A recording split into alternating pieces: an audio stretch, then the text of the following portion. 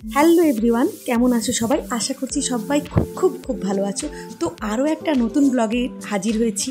তো আগের ব্লগটায় যে তোমরা এত ভালোবাসা দিবে ভাবতেই পারিনি। তো আজকের ব্লগটা এখান থেকে স্টার্ট করছি। তো আজকে সকাল থেকে রাত্রি পর্যন্ত কিভাবে আমাদের দিনটা কাটলো তাই ছোট্ট করে ব্লগটার মধ্যে দেখানো হয়েছে। তো আশা করছি তোমাদের ব্লগটা খুবই ভালো লাগবে।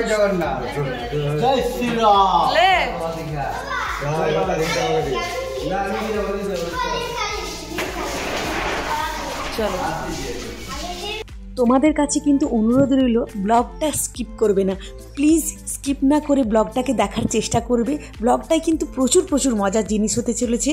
তো তোমরা যারা আমাদের পরিবারের নতুন সদস্য তারা কিন্তু প্লিজ সাবস্ক্রাইব করে দেবে চ্যানেলটাকে। তো আমাদের সবাইরই কিন্তু চায়ের নেশা আছে। তো চায়ের নেশার জন্য আমরা কিন্তু সকাল সকাল তাড়াতাড়ি করে উঠেই বেরিয়ে পড়লাম দীঘার সমুদ্রের ধারে বসে চা খাবো আর দীঘার সমুদ্রটা উপভোগ করব। তো তাই জন্য কিন্তু আমরা সকাল সকাল উঠে পড়েছি। আর এই দিকটা দেখুন, এখনও পর্যন্ত কিন্তু রোদটা ঠিকমতোভাবে ওঠেনি। তো সকাল 7টা খানেক বাজে, আমরা কিন্তু 7টাতেই পৌঁছে গিয়েছি সমুদ্রের ধারে টাপ্পুকে নিয়ে। তো টাপ্পুকে ডাব খাওয়াবো আর আমরা চা খাবো। তো চলুন তাহলে সমুদ্রের ধারে যাই, সমুদ্রের ধারে বসে চা নিয়ে তারপর তোমাদের সাথে আরও গল্প করব। তো কাল জানেন এতটা রাত্রি পর্যন্ত দীঘার সমুদ্রের ধারে ধারে ঘোরা আর এত রাত্রি পর্যন্ত আমরা বাইরে ঘুরেছি যে সকালে ঘুম থেকে উঠতেই এত দেরি হয়ে গেছে যে সূর্যোদয়টা দেখতেই পেলাম না। তো যদিও টাপ্পুর কাকু উঠে সূর্যোদয় দেখতে এসেছিল, কিন্তু আমরা উঠে আসতেই পারিনি, কারণ টাপ্পু ঘুমোচ্ছিল আর টাপ্পুকে ছেড়ে একা আসা যাবে না, তাই আমি আসতে পারিনি। কিন্তু ওরা সবাই এসেছিল। তো ওরা সূর্যোদয়টা দেখেছি, কিন্তু আমি দেখতে পারিনি। আমার একটু মনে কিন্তু কষ্ট হচ্ছে তাই জন্য। তো যাই হোক, এখন কিন্তু চা খাই, মনের কষ্ট পরে দেখা যাবে।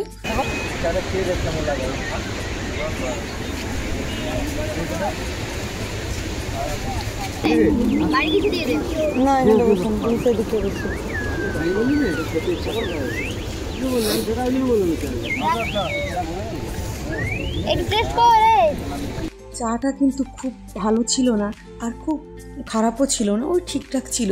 তো আমি কিন্তু চা খেলাম, কিন্তু টাপ্পুর পিসি কিন্তু চা খেতেই পারলো না। তাই জন্য টাপ্পু আর টাপ্পুর পিসিকে বললাম, তোমরা কিন্তু সকালবেলা খালি পেট আছে, তোমরা একটা করে ডাব খেয়ে নাও, তো তারপরে তোমরা খাওয়া দাওয়া করবে। তো খালি পেটে ডাবটা খাওয়া এমনিতেই ভালো।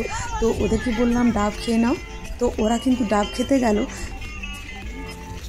টাপ্পু শোনা। তো আমরা কিন্তু চা খাওয়ার পরে তো চলেই আসলাম এই পাথরগুলোর দিকে, একটু নিচের দিকে নেমে আসলাম। তো সামনাসামনি একটু বসে পাথরগুলোতে বসে ছবি তোলাও হবে আর সমুদ্রটাকে উপভোগ করা হবে। আর টাপ্পুর মুখের হাসিটা দেখুন।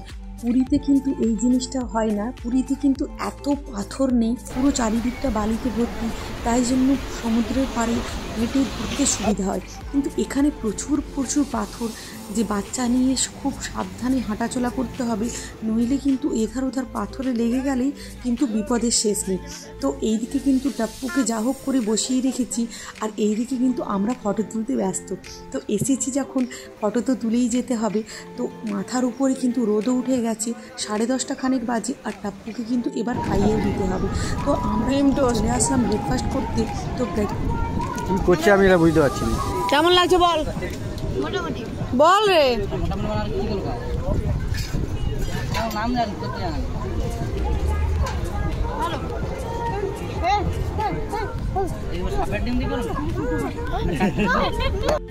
দীঘা হলো এমন এক জায়গা যেখানে যতবারই আসি না কেন আবার মনে হয় এই জায়গাতে আবার ঘুরে যাই। তো দীঘাতে কিন্তু আমি প্রচুরবার এসেছি টাপ্পুকে নিয়ে, এইবার পর্যন্ত হলো 2বার টাপ্পুকে নিয়ে আসলাম। এই হলে 2বার হলো টাপ্পুকে নিয়ে আসা। তো দীঘাতে কিন্তু এসে সমুদ্রে চান করবো না এটা তো হয় না। তো আমি কিন্তু সমুদ্রে নামার আগেই, ওরা কিন্তু আগেই নেমে গেছে, কারণ জলটা নামার অপেক্ষাতেই ছিল সবাই। তো জলটা নামতেই কিন্তু প্রচুর মানুষের ভিড়। আর এখনও পর্যন্ত এই টাইমে যে এত ভিড় হবে ভাবতেই পারিনি। দীঘাতে সব সময় ভিড় থাকে, প্রত্যেকটা সিজনে কিন্তু দীঘাতে ভিড় থাকে। সবাই কিন্তু এই শনি রবিবারের ছুটি পেয়েই কিন্তু মনে হচ্ছে এত ভিড় হচ্ছে। তো শনি রবিবার কিন্তু দিনটা কিন্তু অনেকটাই ভিড় থাকে দীঘাতে, তো শুনেইছি। তো আজকে কিন্তু দেখা, আর ভিড়টা দেখুন, যেমন ভিড় তেমন কিন্তু সমুদ্রে কিন্তু বাচ্চা থেকে বুড়ো সবাই কিন্তু সমুদ্রের মধ্যে নেমে গেছে চান করতে। তো এখন কিন্তু বেলা দেখতে দেখতে 12টা বেজেই গেল। তো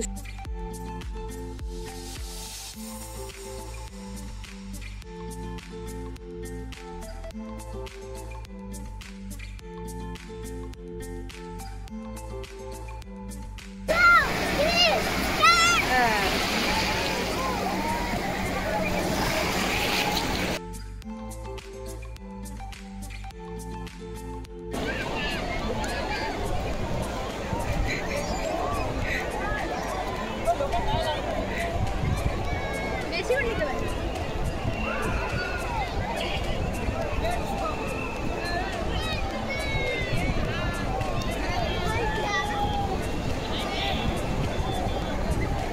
চল চল চল চল চল চল চল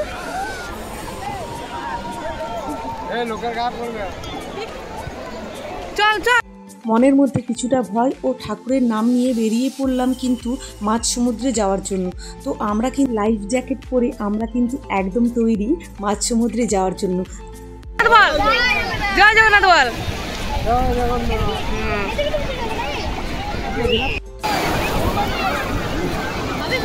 সবার হবে তো আমাদের সব বসছো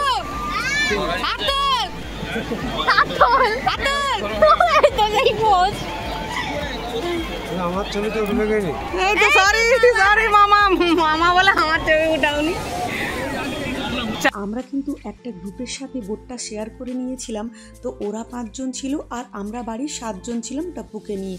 তো টাপ্পুকে নিয়ে আমাদের 7 জনের টোটাল 700 টাকা নিয়েছিল, পার হেড 100 টাকা করে নিয়েছিল আর ওদেরও পার হেড 100 টাকা করেই নিয়েছিল। তো আমাদেরকে বলে দেওয়া হয়েছিল মাঝ সমুদ্রে নিয়ে গিয়ে কিছুক্ষণ স্টে করাবে, স্টে করে তারপরে আবার ঘুরিয়ে নিয়ে আসবে। তো এইটাই কথা হয়েছিল। তো তেমন মতো চলুন তাহলে দেখা যাক মাঝ সমুদ্রে গিয়ে কেমনটা না লাগে।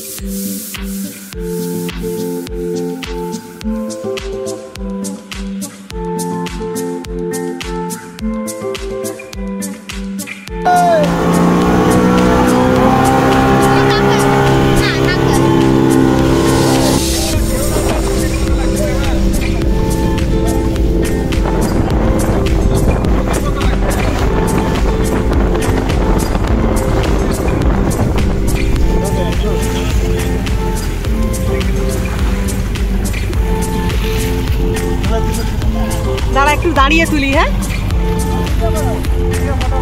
হ্যাঁ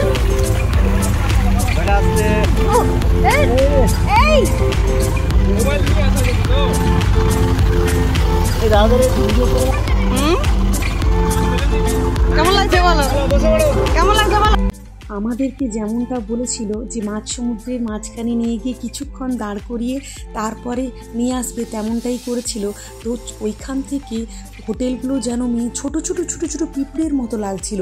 এত দূর থেকে হোটেলগুলো যেন কি ছোট লাগছে। তো তাহলে ফেরা যাক।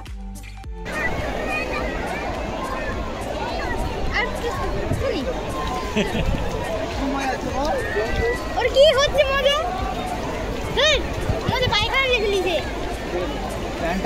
আজ রবিবার, যা ঘোরা হবে আজকের দিনকেই ঘুরতে হবে, কারণ সোমবার হলেই আমরা কিন্তু সকাল সকাল বাড়ির দিকে রওনা দেব।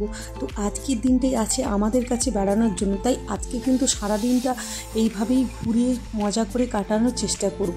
তাই জন্য কিন্তু আমরা কিন্তু কিছুক্ষণ হোটেলে রেস্ট নেওয়ার পরেই কিন্তু আমরা দুপুরের খাওয়া দাওয়া করেই কিন্তু বিকেলের দিকে বেরিয়ে পড়লাম বাইরে বেড়াতে।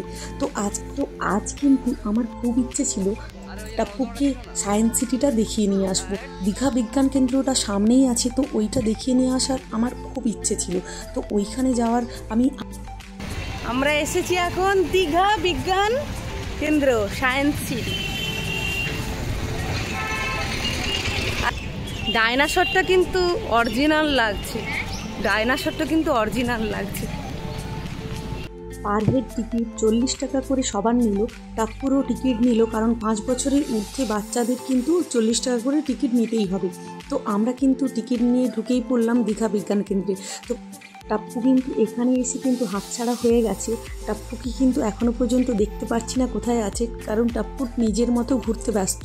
তো এই ঢোকার মুখে কিন্তু মোনালিসার একটা বড় একটা পেন্টিং করা আছে, আর পেন্টিংটা কিন্তু ছোট্ট ছোট্ট কাগজের টুকরো দিয়ে কিন্তু করা আছে এত সুন্দরভাবে। এই তোর বংশধরকে দেখবি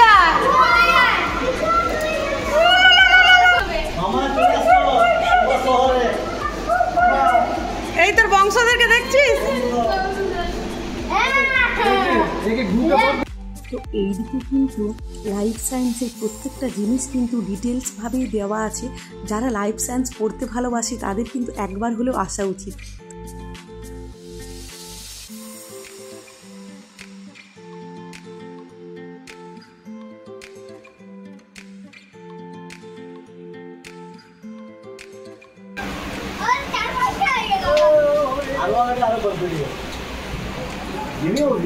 ভুল ভুলে একবার ডুবো চলো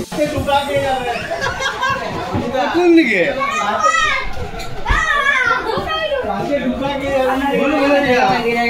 অরিজিনাল তো তোরা জায়গা নেই জায়গা নেই জায়গা নেই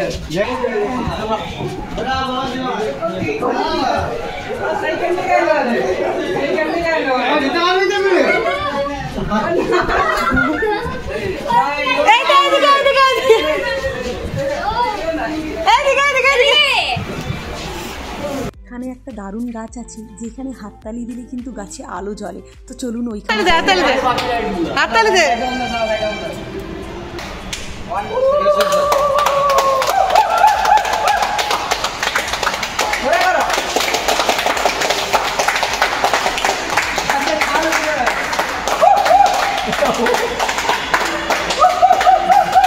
স্ক্রিনে টাপ্পুকে দেখা যাচ্ছে।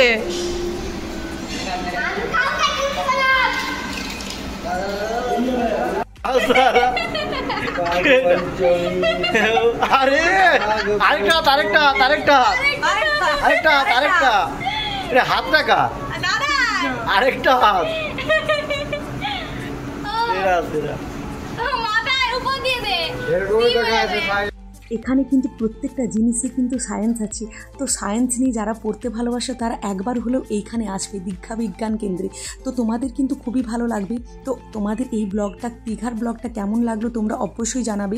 আগের ব্লগটাতে তোমরা যেমনটা কমেন্টে জানিয়েছো যে কতটা ভালো লেগেছে, তো এই ব্লগটাতেও আশা করছি তোমরা জানাবে কোথায় কি ভালো লেগেছে। তো আশা করছি তোমাদের সাথে আরও দেখা হবে নতুন একটা ব্লগে। তখন পর্যন্ত সবাই ভালো থাকবে, সুস্থ থাকবে, সাবধানে থাকবে। আরও আশা করছি আরও একটা নতুন একটা মজাদার ব্লগ নিয়ে তোমাদের সাথে হাজির হব। তো এখানে কিন্তু ব্লগটা শেষ করছি। Tata, bye bye.